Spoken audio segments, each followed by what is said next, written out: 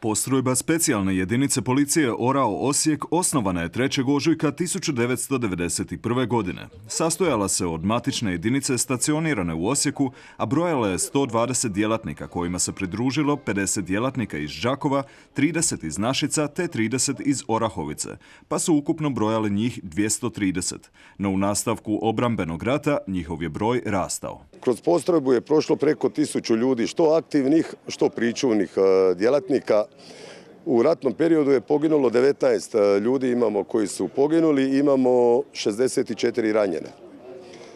Tako da na današnji dan i njima odajemo počast i da se njih prisjetimo i položit ćemo vijence i zapaliti svijeće u spomen na naše poginuli i za sve hrvatske branitelje koji su dali život za našu domovinu.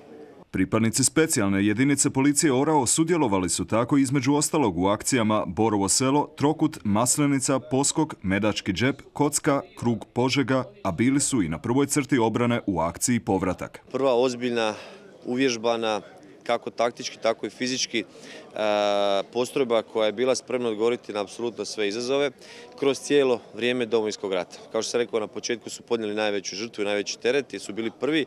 Nakon toga, kada se ustrojavaju i kada kreće naravno s ustrojavanjem i Hrvatske vojske i gardijske brigade i sve ono što je, preuzimaju još višu razinu i još veću odgovornost, a to je svi oni zadaci koji su bili najzahtjevniji, najteži. Za vojno-redarstvenu akciju Bljesak odlikovano je ukupno 230 djelatnika specijalne policije, dok je za akciju Oluja odlikovano njih 254.